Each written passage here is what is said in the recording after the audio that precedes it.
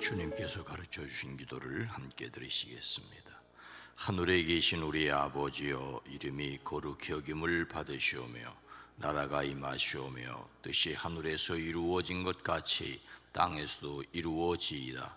오늘 우리에게 일용할 양식을 주시옵고 우리가 우리에게 죄 지은 자를 사하여 준 것 같이 우리 죄를 사하여 주시옵고 우리를 시험에 들게 하지 마시옵고 다만 악에서 구하시옵소서. 나라와 권세와 영광이 아버지께 영원히 있사옵나이다. 아멘. 거룩하신 하나님, 이 한날을 우리에게 허락하심을 감사합니다. 우리 안고 섬과 나가고 들어감이 주의 손에 달려있음을 고백합니다.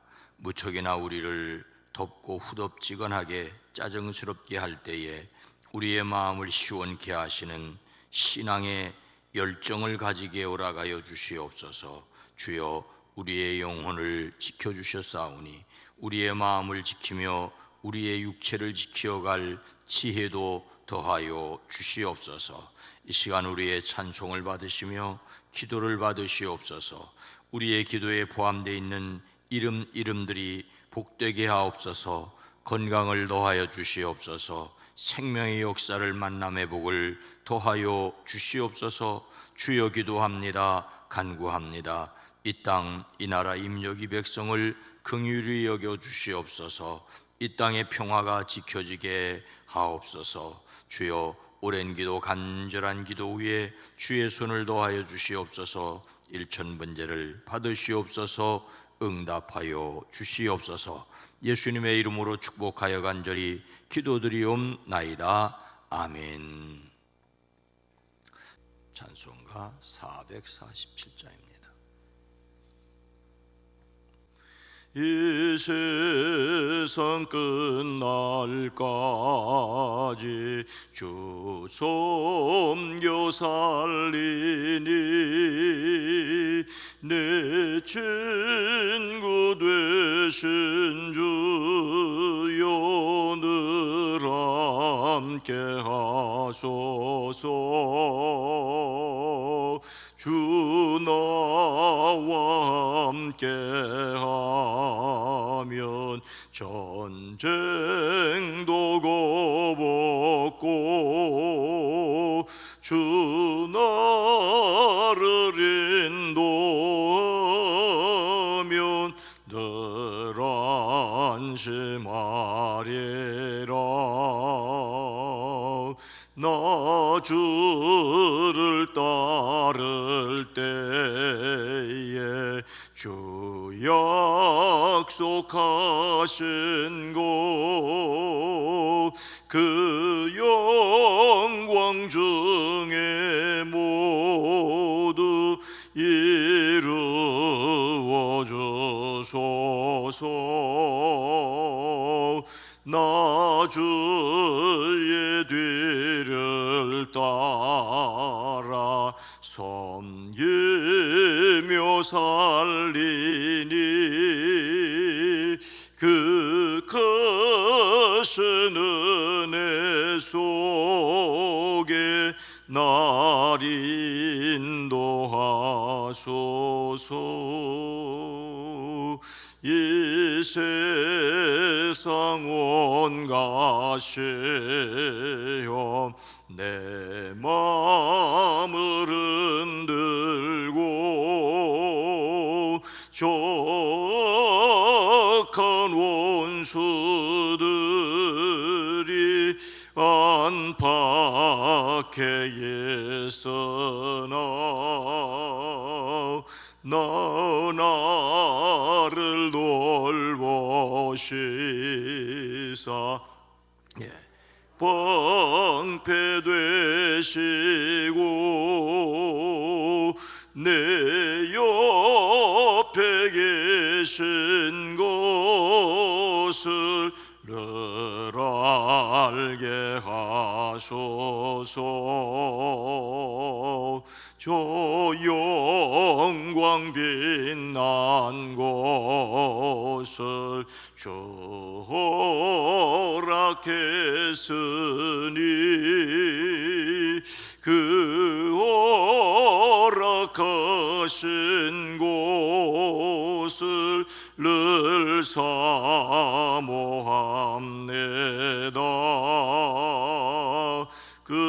끝까지 쉬지 않고 주 따라가리니 주 넓은 사랑으로 늘 인도하소서.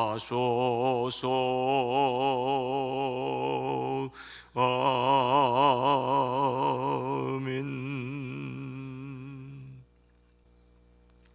시편 91편 4절로 7절 말씀입니다. 구약성경 871면입니다. 그가 너를 그의 기초로 덮으시리니 내가 그의 날개 아래에 피하리로다. 그의 진실함은 방패와 손방패가 되시나니 너는 밤에 찾아오는 공포와 낮에 날아드는 화살과 어두울 때 퍼지는 전염병과 밝을 때 닥쳐오는 재앙을 두려워하지 아니하리로다. 1000명이 내 왼편에서 10,000명이 내 오른편에서 떨어지나 이 재앙이 내게 가까이 하지 못하리로다. 아멘. 오늘도 예수 그리스도의 이름으로 승리하시기를 축복합니다. 세계 제1차 대전이 끝나고 프랑스는 독일 국경에 대규모 진지를 건설하였습니다. 1차 대전으로 엄청난 피해를 받기 때문에 이 영토를 절대적으로 지켜야 한다는 생각에 어쩔 수 없는 선택이었습니다. 이 방어 진지는 당시 육군 장관이었던 앙드레 마지노의 이름을 따서 마지노선이라고 불렸습니다. 이 프랑스와 독일 국경의 이 마지노선, 우리나라 동해에서 서해까지 휴전선이 약 250km인데 이 길이는 750km입니다. 우리나라 휴전선의 3배 정도입니다. 물론 점선지대는 좀 약하고 빨간색이 이어진 곳은 아주 철벽 수비를 한 것이지요. 프랑스는 이 요새를 만들기 위해서 1927년부터 10년간 공을 들였고 1차 세계대전의 경험을 충분히 살려 지형도 활용을 했습니다. 독일 전차의 침입을 막기 위해 2종 철골벽을 설치했습니다. 보병을 막기 위해 철조망 지대를 만들었고 직경 6m의 콘크리트 벽을 설치했습니다. 뿐만이 아니었습니다. 발전실, 탄약고, 작전실, 통신선 등도 지하 깊숙이 설치를 했습니다. 당시로는 그야말로 난공불락의 요새였습니다. 당시 프랑스의 토목 기술의 모든 것을 모아 엄청난 시설을 갖춘 거대한 요새를 국경선에 이어서 완성을 했습니다. 가장 얇은 콘크리트 보루의 두께가 3.5m일 정도로 이를 정면으로 돌파할 수 있는 군대는 없었지요. 그래서 나중에 이 마지노선이라는 말은 관용적으로 최후의 보루, 최후의 수단을 의미하게 되었습니다. 배수진이라는 말도 있지만은 마지막 저항이라기보다는 어쩔 수 없이 마지막으로 몰린 마지막 지점이라는 뜻을 가지고 있습니다. 그래서 마지노선을 넘었다는 말은 갈 때 갔다, 갈 때까지 갔다는 의미죠. 그런데 제2차 세계대전이 일어났을 때 마지노선은 얼마나 효과적이었을까요? 딱 한 곳을 제외하고 마지노선은 뚫리지 않았습니다. 그러나 독일은 마지노선을 피해서 멀리 벨기에 쪽으로 돌아온 공격 때문에 이 마지노선이 무용지물이 된 것은 물론이거니와 프랑스는 또 역시 독일에 의해서 무너지고 말았습니다. 프랑스군의 절대적인 실책은 마지노선을 지키는 것이 최우선으로 두었기 때문에 결국 다른 곳을 지켜야 할 군대를 동원할 수 없었다고 합니다. 이 마지노선 수비 병력은 15사단만 있어도 될 텐데 40개 사단을 묶어두었고 이 북부 지역에는 겨우 20개 사단만 있었다고 합니다. 독일군으로 하여금 멀리 돌아오게 하는 데는 성공했지만 마지노선을 지키는 데도, 더욱이 프랑스를 지키는 데도 실패했다고. 최후의 보루처럼 말하는 마지노선은 무너지기 마련이라는 역사적인 교훈을 줄 따름이라고 합니다. 적군은 결코 우리가 원하는 곳으로 오지 않는다는 말이지요. 그래서 사람이 믿고 의지할 곳은 결코 없다는 역사적인 교훈을 주고 있습니다. 시인은 하나님의 무엇이 자신을 지켜주는, 무엇과 무엇이 되었다고 고백하고 있습니까? 그가 너를 그의 깃으로 덮으시리니 내가 그의 날개 아래에 피하리로다. 그의 진실함은 방패와 손방패가 되시나니. 시편 전체 150편 가운데 표제가 있는 시는 116편이고 표제가 없는 시는 34편입니다. 표제라는 말은 1절 앞에 다윗의 시 등으로 제목과 짧은 설명이 붙는 것을 말합니다. 오늘 본문인 91편은 표제가 없는 시들 가운데 하나입니다. 즉 누가 지은 시인지를 밝히고 있지 않다는 말이죠. 누가 지은 시인지 모르면 사람들은 궁금해합니다. 헬라어 구약 성경인 70인역은 다윗에 의한 찬양 노래라는 표제가 붙어 있어 다윗을 저자로 내세우지만 히브리어 원문에는 이런 언급이 없기 때문에 신빙성이 부족합니다. 유대인 랍비들은 이 시의 내용이 신명기의 내용과 비슷하다는 점을 들어서 모세의 시라고 보기도 하지만 역시 추정에 불과합니다. 하지만 분명한 것은 이 내용이 피난처 되시는 하나님의 은혜를 찬양하는 찬송시라고 하는 것입니다. 모두 16절로 구성되어 있는데 하나님의 은혜를 직접 찬양하거나 간접적으로 암시하는 표현들로 가득 차 있습니다. 하나님에 대한 절대적인 신뢰를 가지고 하나님을 찬양하는 것이지요. 가장 높으신 분의 보호를 받으면서 사는 너는 전능하신 분의 그늘 아래에 머무를 것이다. 나는 주님께 주님은 나의 피난처, 나의 요새, 나의 의지할 하나님이라 말하겠다. 정녕 주님은 너를 사냥꾼의 덫에서 빼내주시고 죽을 병에서 너를 건져주실 것이다. 주님이 그의 깃으로 너를 덮어주시고 너도 그의 날개 아래로 피할 것이니 주님의 진실하심이 너를 지켜주는 방패와 갑옷이 될 것이다. 마치 작은 새를 보호하는 어미새처럼 깃으로 하나님께서 그를 덮어주신다라고 표현하고 있습니다. 어미새가 자신의 큰 날개로 그 새끼를 덮어 보호하는 것처럼 거룩한 하나님께서 그 자비로우심으로 자신과 그 백성을 보호하신다는 의미입니다.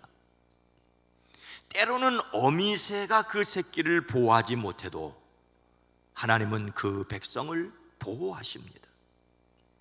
그래서 시인은 언제라도 하나님의 구원의 은총을 은신처로 사용할 수 있었음을 믿었습니다. 어미새가 새끼새에게 안전과 보호를 제공하기에 새끼새는 언제라도 어미새에게 피할 수 있는 것처럼 자신은 하나님께로 언제나 피하여 갈 수 있음을 고백하고 있습니다. 하나님의 진실하심은 방패와 손방패 또는 갑옷입니다. 하나님의 진실하심이 대적의 공격을 막아내는 방패와 같이 하나님께로 피한 백성을 보호해 주심을 고백합니다. 사람의 진실하심이 아니라 하나님의 진실하심입니다. 그래서 더욱 믿음직하지요. 하나님을 무너뜨릴 수 있는 적은 없습니다. 우리가 믿어야 할 것은 하나님, 바로 그분이십니다. 하나님의 진실함이 지켜주시는 방패되어야 할 이유는 그 백성의 삶의 현실이 어떠하기 때문이라고 생각하십니까? 너는 낮에 찾아오는 공포, 밤에 찾아오는 공포와 낮에 날아드는 화살과, 그러므로 너는 밤에 찾아드는 공포를 두려워하지 않고 낮에 날아드는 화살을 무서워하지 않을 것이라고 고백합니다. 우리의 삶에는 밤에 찾아오는 공포가 있는가 하면 낮에 날아드는 화살이 있습니다. 결국 밤에도 낮에도 적의 공격은 있기 마련입니다. 그래서 하나님이 요새와 방패가 되어 주셔야 합니다. 어두울 때 퍼지는 전염병과 밝을 때 닥쳐오는 재앙을 두려워하지 아니하리로다. 앞에서는 밤에나 낮에나 하였는데 이번에는 어두울 때와 밝을 때라고 하였습니다. 이번에는 공포의 실체를 흑암을 틈타서 퍼지는 전염병과 백주에 덮치는 재앙이라고 말합니다. 적군의 공격도 두렵지만 전염병도 두렵습니다. 우리는 지난 3년 동안 코로나19에 무척이나 시달렸습니다. 그러나 또한 극복해 나가고 있는 과정 가운데 있습니다. 우리는 하나님의 보호를 믿습니다. 그러니 두렵지 않습니다. 1000명이 내 왼쪽에서 10,000명이 내 오른쪽에서 엎드려지나 이 재앙이 내게 가까이 하지 못하리로다. 시인은 하나님을 의뢰하지 않는 세상 사람들, 우상을 숭배하는 사람들이 공포나 화살이나 역병이나 일사병 같은 여러 가지 재앙으로 인해 셀 수 없이 많이 죽게 된다 할지라도 하나님을 의뢰하는 백성에게는 그러한 재앙이 덮치지 못한다는 사실을 대조적으로 고백합니다. 하나님이 그 백성을 재앙에서 보호하십니다. 어둡고 두려울 때 하나님이 안전한 피난처이심을 믿음으로 살기 위하여 오늘 자신이 실천할 것은 무엇이겠습니까? 예수님을 담는 성품 8월의 주제는 끈기입니다. 예수님을 담는 성품으로서 끈기는 스트레스, 즉 정신적, 육체적 중압을 견디며 최선을 다하는 내면의 힘입니다. 시련과 환난을 기뻐하여 하나님의 사랑의 능력을 경험하는 것입니다. 그래서 우리는 먼저 어려움이 있을 수 있다는 사실을 예상해야 합니다. 여기에서 우리가 생각해야 할 것이 있습니다. 어둡고 두려울 때 하나님이 안전한 피난처이심을 믿는 믿음은 우리에게 어려움을 대처하는 어떤 능력을 줄까요? 하나님이 보호하신다는 믿음을 가졌기에 어려움을 전혀 대비하지 않아도 된다는 말은 결코 아닙니다. 중요한 것은 어려움을 예상하지만 믿음을 가진 사람은 두려워하고 염려하고 걱정하지 않는다는 것입니다. 두려움은 우리의 지혜를 마비시킵니다. 아니, 우리의 믿음조차도 무너뜨립니다. 우리는 믿음으로 하나님의 지혜를 발휘해야 합니다. 자신의 힘을 의지하려는 교만이나 두려움에 굴복되는 절망이 아니어야 합니다. 사람들은 힘이 있으면 그 힘을 의지하고 교만하고, 힘이 없으면 두려워하여 절망에 빠져 하나님이 주시는 기회를 보지 못하고 하나님이 주시는 지혜를 활용하지 못하는 경우들이 종종 있습니다. 펄짝 뛰면 도망갈 수 있을 터인데 뱀이 슉슉하는 소리에 온몸이 굳어져서 팔짝 뛰지 못하고 죽는 그런 쥐를 볼 수가 있습니다. 그래서 우리는 우리의 믿음이 교만하지 않게 하고 우리로 절망하여 두려워하지 않게 할 수 있습니다. 무엇보다도 하나님의 능력으로 탁월하게 하십니다. 하나님을 믿고 의지하는 여러분을 여러분의 자리에서 탁월하게 하심을 경험하시기를 주의 이름으로 축원합니다. 거룩하신 하나님, 자비로우신 주여, 우리의 삶에 어려움이 있다는 것을 예상하기에 하나님을 의지할 뿐만 아니라 어떻게 하나님이 피할 길을 내실지를 두려움 없이 바라볼 수 있게 하옵소서. 자신의 힘을 의지하려는 교만이나 두려움에 굴복되는 절망이 아니라 때를 따라 돕는 하나님의 은혜를 믿기에 때를 따라 돕는 하나님의 방법을 피할 길을 내심을 의지하며 살아갈 수 있게 하옵소서. 성령 하나님, 무더위가 우리의 마음을 지치게 할 때 그래도 영혼이 잘됨을 믿음으로 담대하게 하시고 또한 지혜를 더하여 주시옵소서. 오늘 한날도 주의 은혜를 더하여 주시옵소서. 수요기도로 모일 때 함께 하시고 뜨거운 데 일하는 성도들의 삶의 자리를 붙들어 주시옵소서. 예수님의 이름으로 간절히 기도드리옵나이다. 아멘. 오늘 말씀을 생각하며 하나님을 믿음으로 탁월하게, 하나님을 믿음으로 우리의 자녀들이 또 우리의 교회 학교 어린이들 청소년들이 탁월하게 하옵소서. 복음 전도에 절대 뛰어나게 하옵소서. 하나님이 이 땅에 방패되심을 믿는 세상이 되어지게 하옵소서. 기도합니다. 주여